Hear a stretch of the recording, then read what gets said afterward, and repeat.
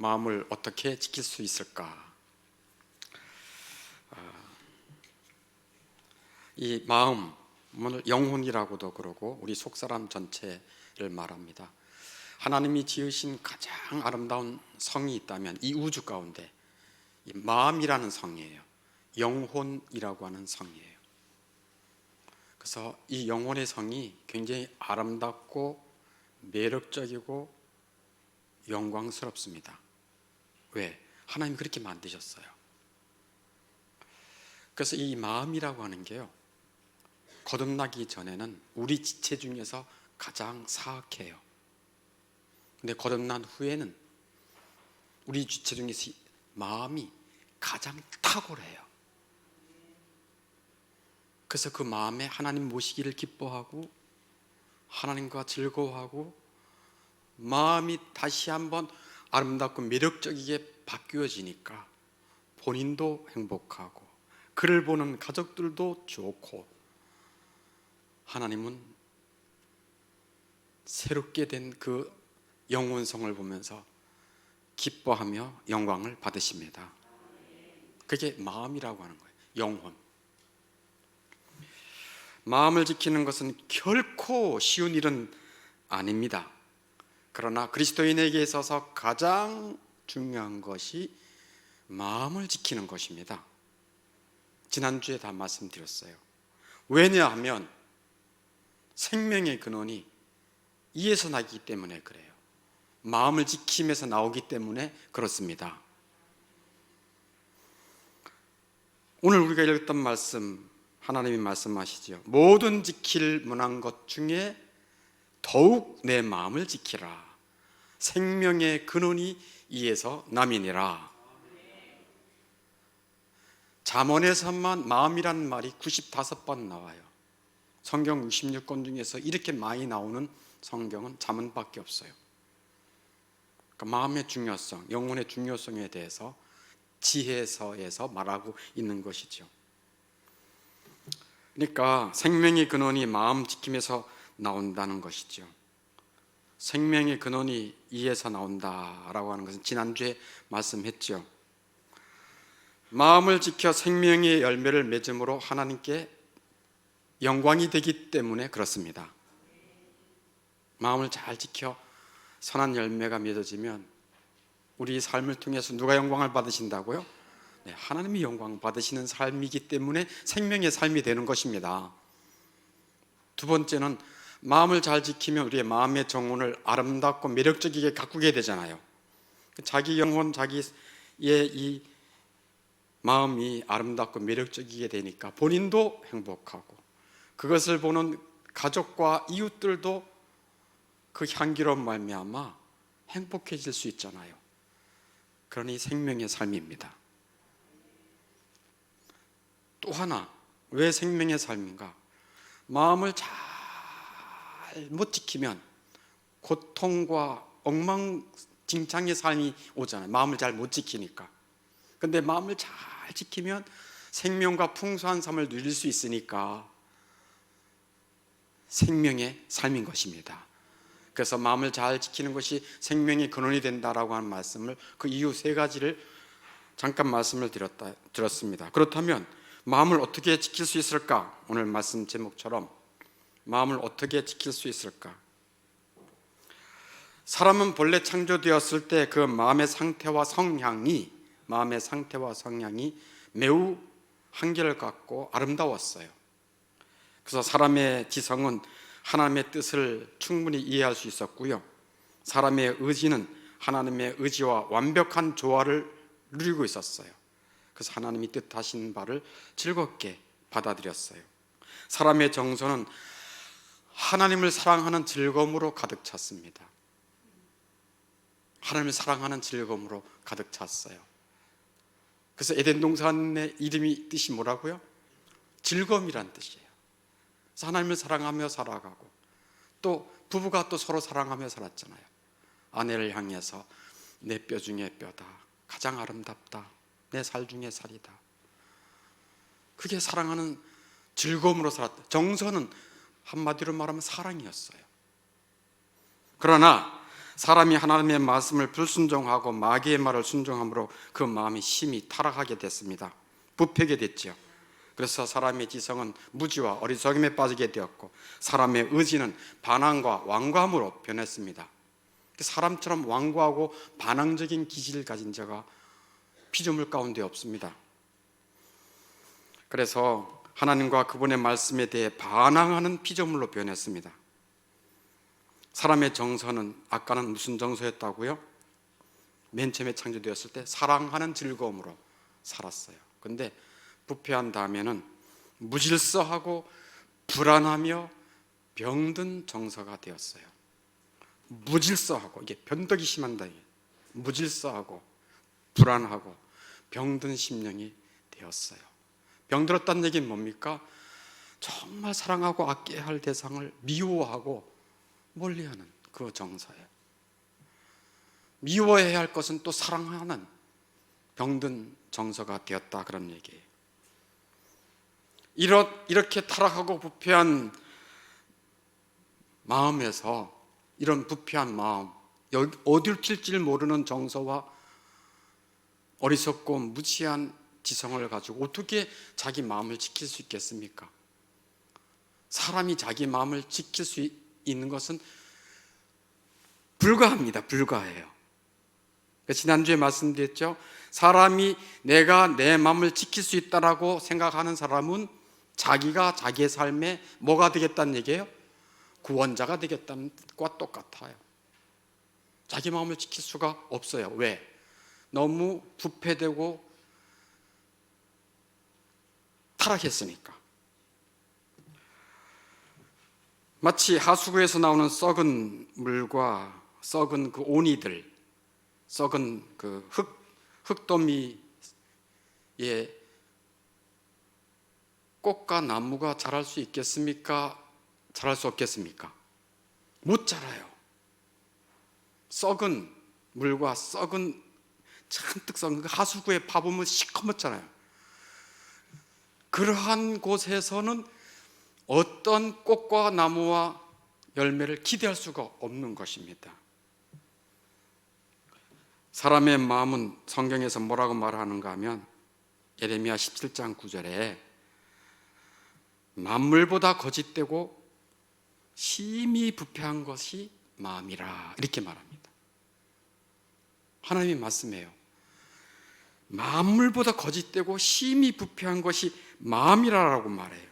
그러니까 거짓되고 부패한 성향에서는 거짓되고 부패한 것밖에 나올 수가 없습니다. 이러한 부패한 마음을 가지고 자기의 마음의 정원을 돌볼 수 있다, 깨끗하게 할 수 있다, 아름답게 만들 수 있다, 없다? 없다. 이게 현실이에요. 그러므로 마음을 지키는, 그러면 마음을 어떻게 지킬 수 있는가? 마음을 지키기 위해서는 굉장히 중요한 사전 작업이 필요해요.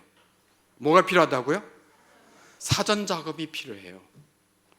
금방 예를 들었지만 썩고 냄새나는 흙에 아무리 씨를 심어보고 나무를 심어봐도 자랄 수가 없다니까요. 그러므로 사전 작업은 뭡니까? 그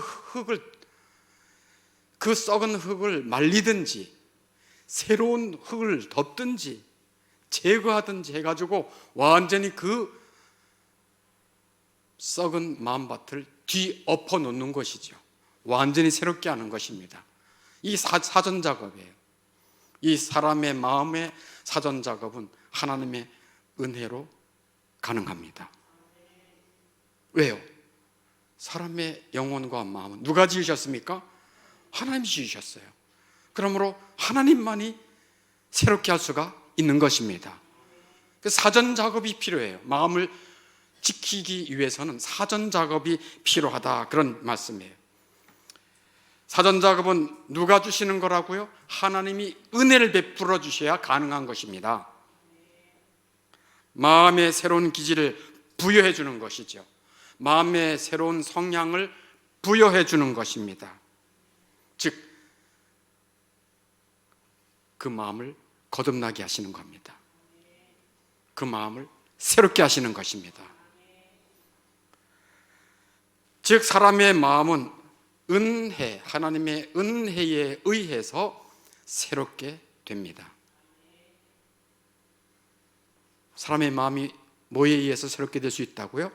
하나님의 은혜에 의해서만 새롭게 될 수가 있어요.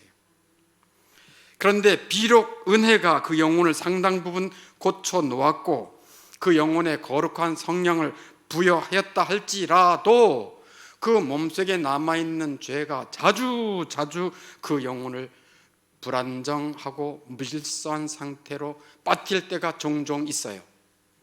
마치 잘 조율해 놓은 악기, 잘 조율해 놓은 현악기가 조율해놨을 때는 아주 아름다운 소리를 내지요. 영혼의 소리가 나올 수 있어요.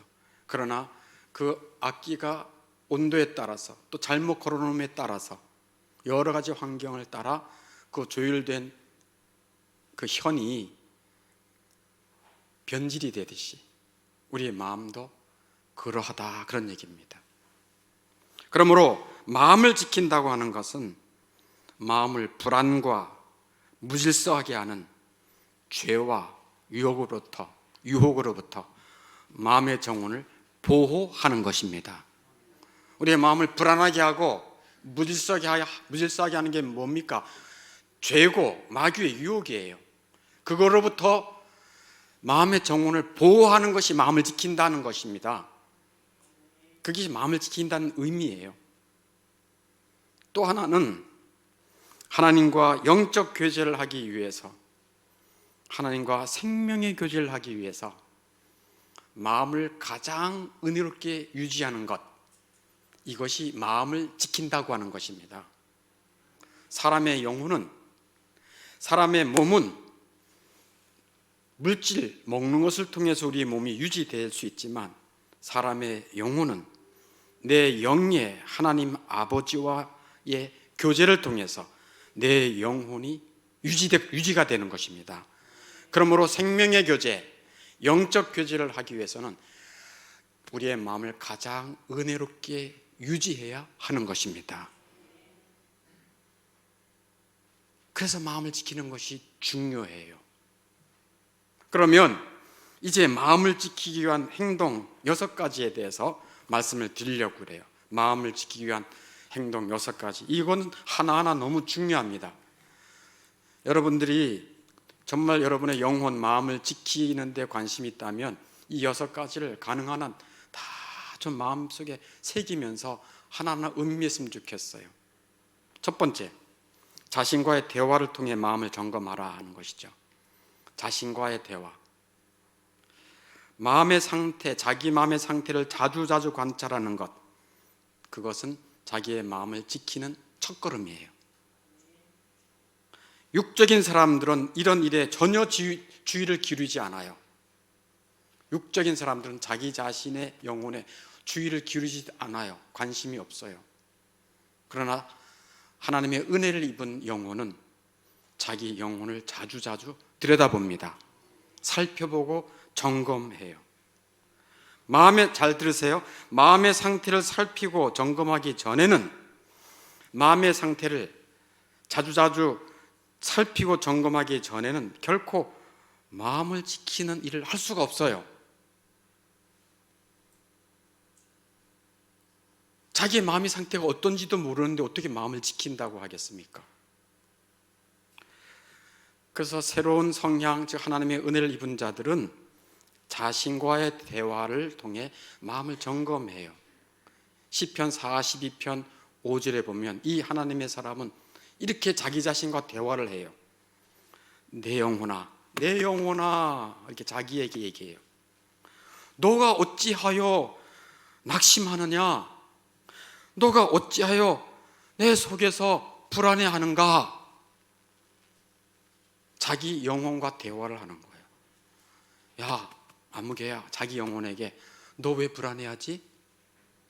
너 왜 이렇게 두려워해? 너 왜 이렇게 경로해? 너 왜 이렇게 절망하니? 너 뭐가 그렇게 불안한 거야? 하고 자기 자신과 대화를 하는 거예요.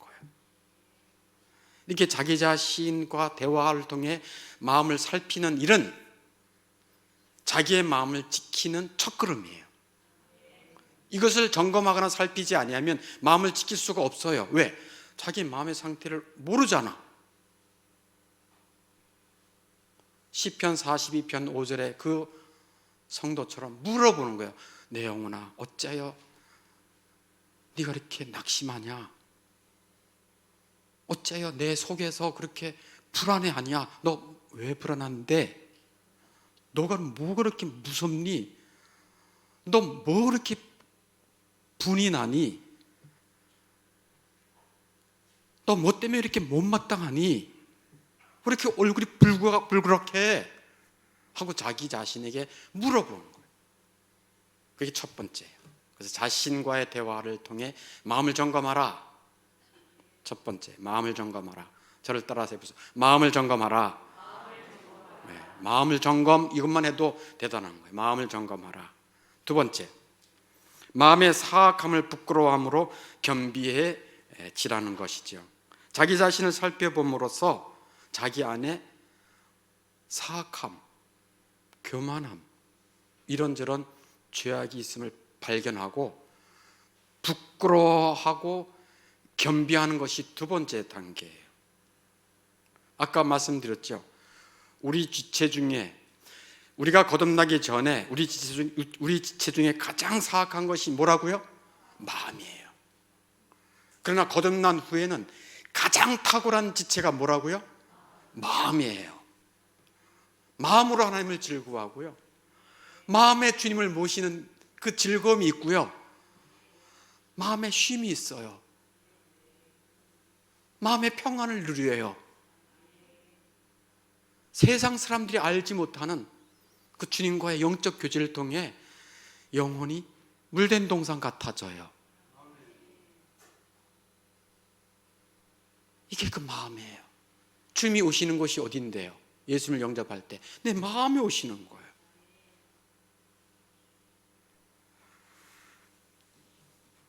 그래서 첫 번째, 마음을 점검함으로 우리 마음의 사악함 또는 교만함을 발견하고 부끄러워하고 겸비하게 돼 있어요. 이 은혜를 받은 영혼은.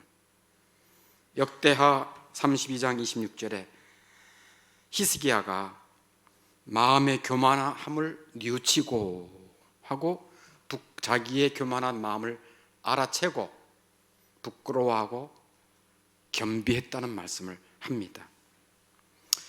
그러므로 경건한 사람들은 자기 마음의 사악함과 교만을 깨닫고 언제나 겸비하며 눈물을 흘리며 하나님 앞에 나아갑니다. 그래서 그 영혼이 항상 하나님 앞에 어떤 마음이에요? 겸손한 마음이에요. 하나님, 이런 저를 기억하시고 사랑해 주시고 불러주셨다는 것이 정말 영광입니다. 내가 내 마음을 살펴봐도 이런 것밖에 없는데 하나님은 거룩하신 분이신데 어찌 나를 사랑하십니까?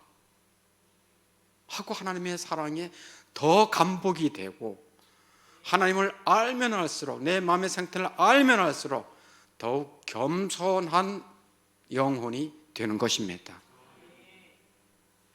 만일 작은 먼지 하나라도 우리 눈에 들어가면 어떻게 됩니까? 우리는 눈을 깜빡이거나 또는 눈물을 나게 해서 그 먼지를 씻어내려고 애를 쓸 것입니다.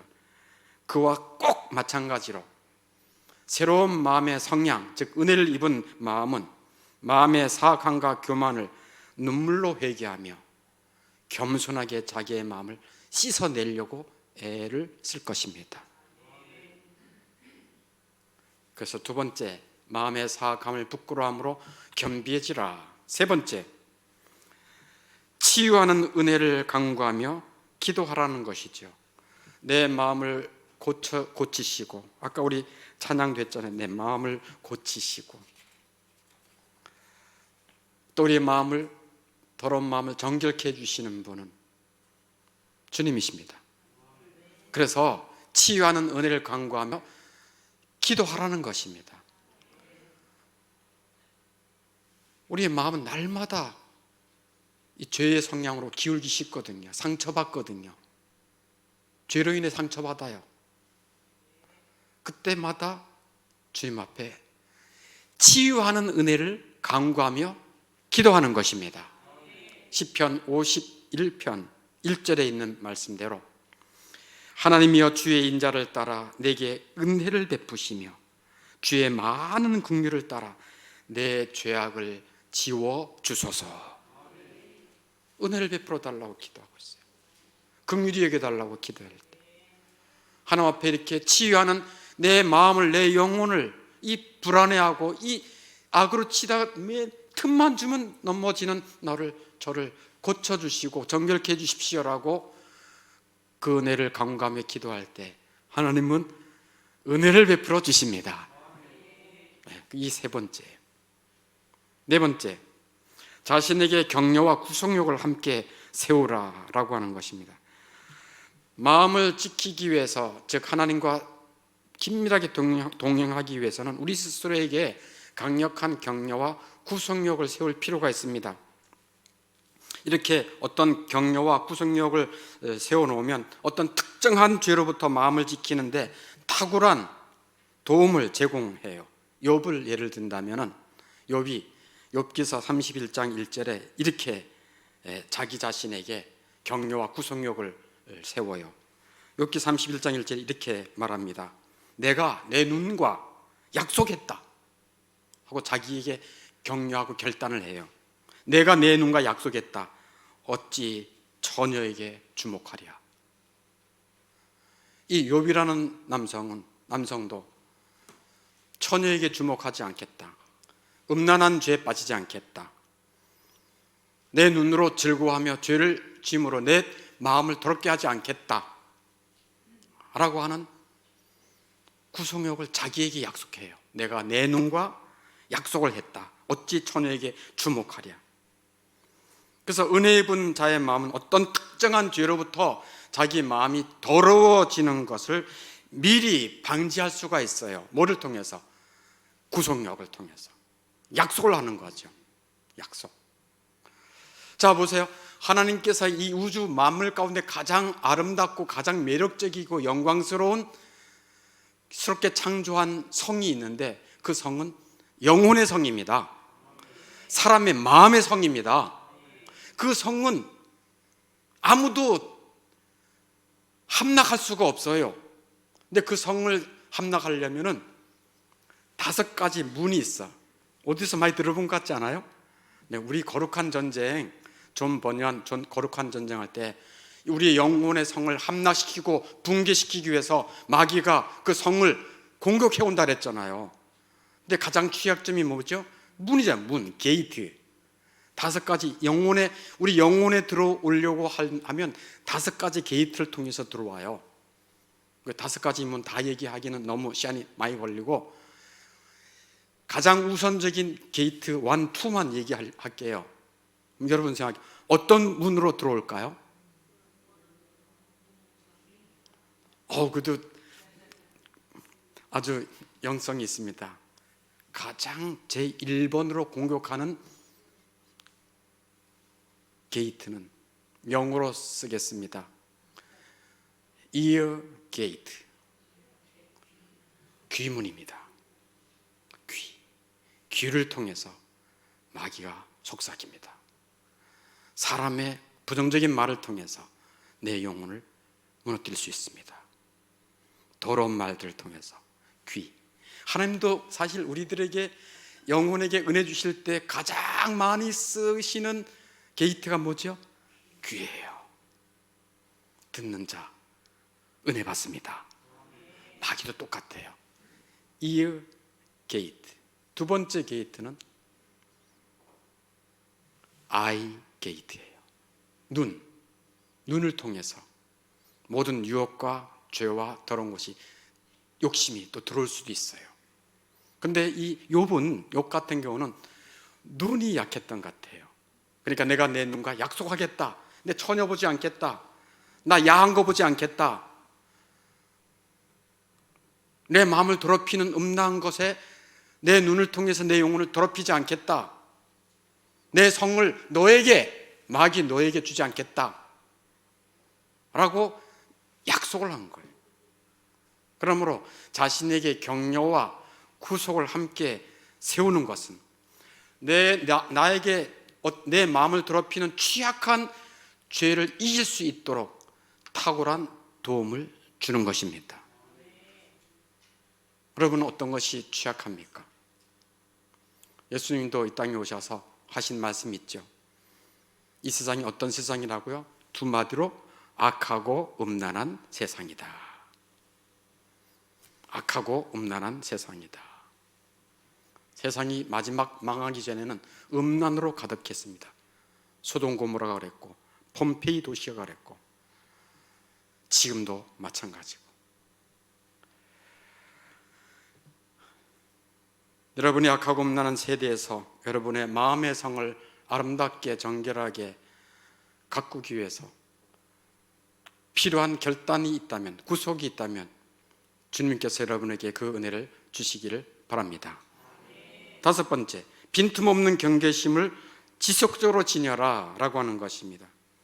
마음을 지키는 일은 우리 마음에 지속적으로 빈틈없는 경계심을 가지는 것을 포함해요.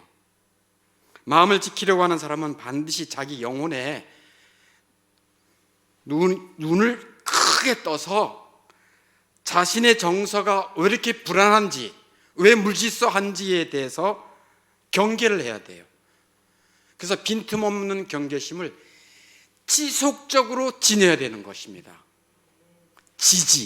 지속적으로 지니는 거예요. 뭐를? 경계심을.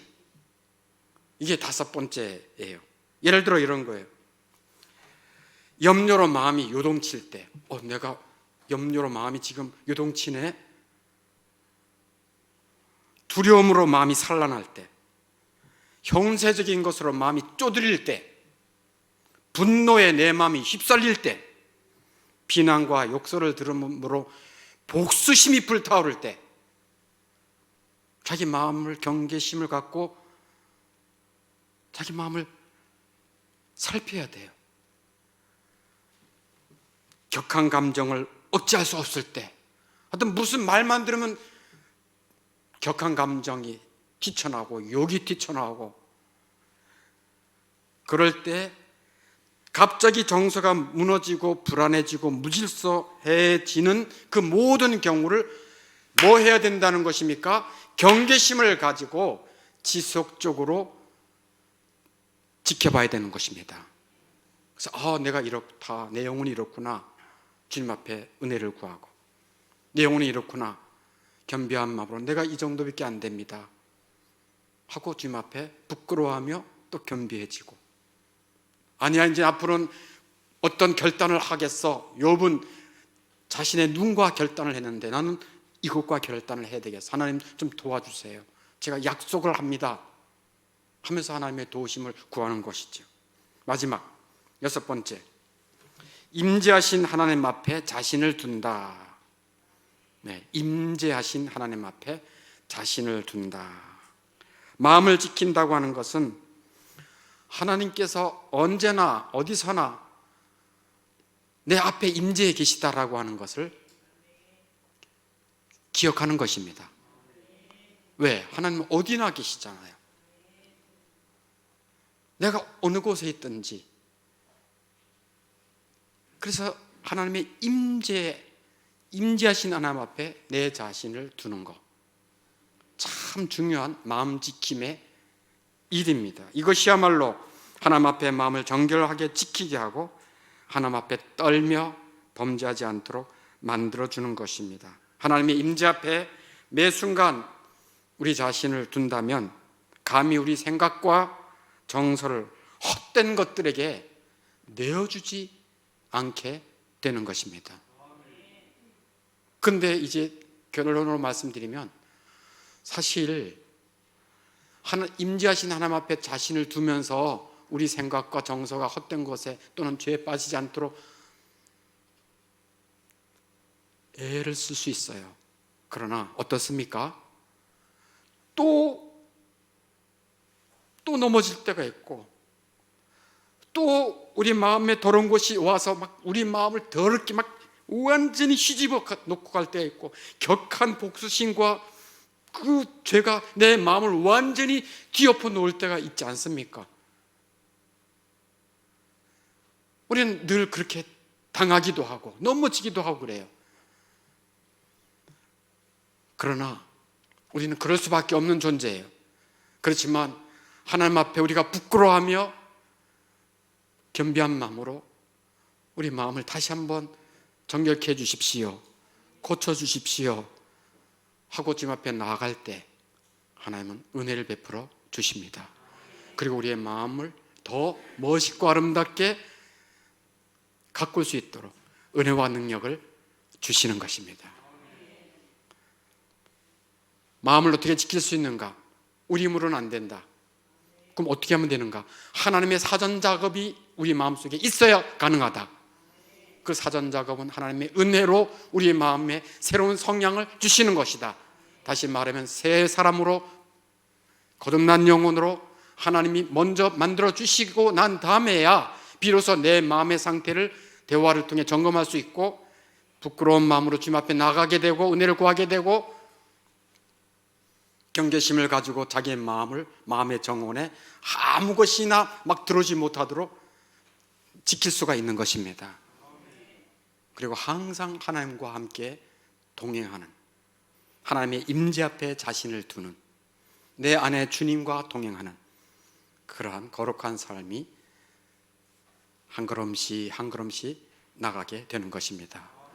이런 은혜의 삶, 하나님과 동행하는 멋진 삶, 여러분의 인품의 이 정원이 갈수록 변화되어서 여러분도 행복하고 여러분 주변의 가족들도 행복하며 주변의 사람들에게도 향기가 되는 그런 은혜가 있기를 주의 이름으로 축원합니다. 네, 기도하겠습니다.